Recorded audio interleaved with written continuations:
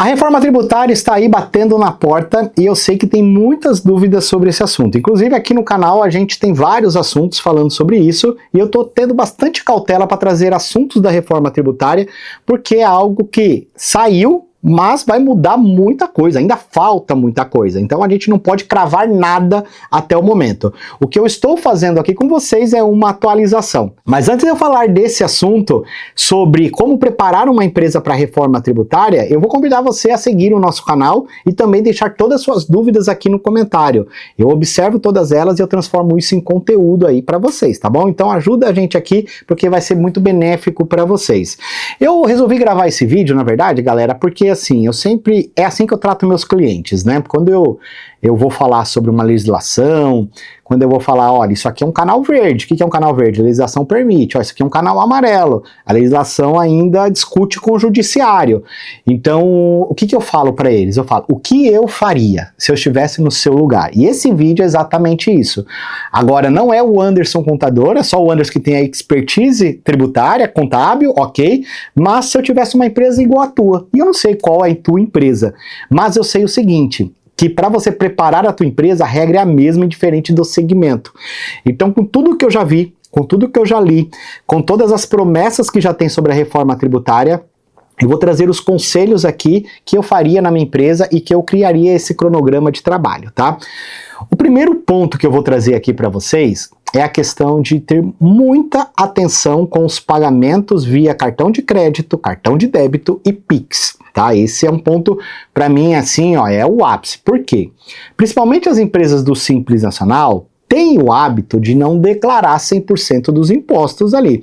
Então, eles usam até fintechs, contas digitais, para acabar manipulando ali as declarações. E corre o risco, tá tudo bem.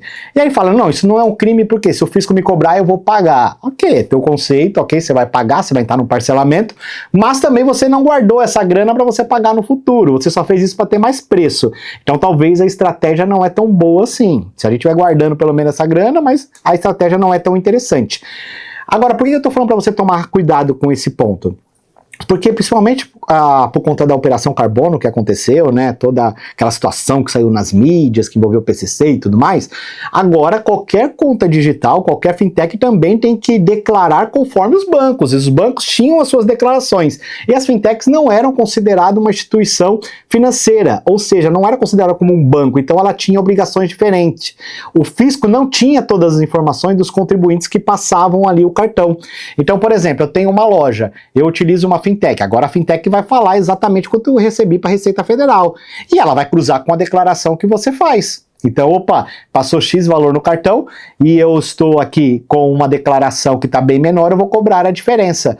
E vou dizer que isso não é só por conta da reforma tributária, já está acontecendo em vários estados isso, tá? Então esse é o primeiro ponto que eu acho que você tem que trazer, que sonegar não é mais uma opção. Você vai quebrar o teu negócio, legal? Esse é o primeiro ponto. Segundo ponto, organização financeira. As empresas, principalmente, eu vou citar as do Simples Nacional, porque eu brinco até que o Simples Nacional é o aprendiz do empreendedorismo, né? A gente começa lá, eu nem vou falar o que eu penso, mas tá tudo bem, é brincadeira. A gente começa ali no MEI, depois vai pro Simples Nacional e depois a gente vai pro lucro real e do lucro presumido. Mas essa analogia, essa brincadeira que eu fiz, é porque é óbvio que quando a gente parte para uma empresa do lucro real, nós estamos muito mais preparados. Já existe uma maturidade maior de negócio e você entende que o jogo mudou. Se você tiver a consciência que, indiferente do regime tributário que você esteja, você tem que tratar a tua empresa como um lucro real, você vai estar na frente da maioria das pessoas. Então, o que seria isso, Anderson? Eu ter uma empresa do Simples, mas tratar ela como um lucro real. É porque você tem que entender que regime tributário é para pagamento de imposto. É só isso. Eu defino o regime tributário para falar assim, esse aqui eu vou pagar menos impostos. Mas a gestão do negócio, eu preciso controlar. Eu preciso saber onde eu estou gastando mais, aonde eu estou gastando menos, aonde que está a minha curva, qual que é o meu ponto de equilíbrio. Eu preciso ter esses números. Uma empresa que ela tá sem os indicadores, é como se ela estivesse numa mata sem a bússola. Então ela vai para qualquer lado. E isso é muito perigoso você fazer isso. Então o ponto que eu trago aqui para você é fazer a tua empresa ter resultado, é medir esses resultados, é gerar indicadores, e para isso você precisa ter todas as contas da tua empresa organizada. A empresa pagar a conta da empresa direitinho, não em nome de pessoa física, não fazer pagamento por fora, não comprar com meia nota, por exemplo, fazer toda a operação correta para você ter o real número contábil, mesmo você estando no Simples Nacional. E isso vai te trazer liberdade. Por quê? Porque você vai poder optar para qualquer regime tributário a hora que você quiser. Mudou o ano, você tem a condição de escolher, porque seus números estão consistentes. O maior erro que acontece aqui, que eu vejo nos clientes que chegam principalmente, eles já chegam estourando no Simples. E aí não tem o que fazer, tem que mudar ele de regime. Mas o cara tá organizado para isso? Não tá. O que acontece? Dobra os impostos. Ele fala, cara, agora eu vou quebrar. Vai, porque não se preparou antes. Tá?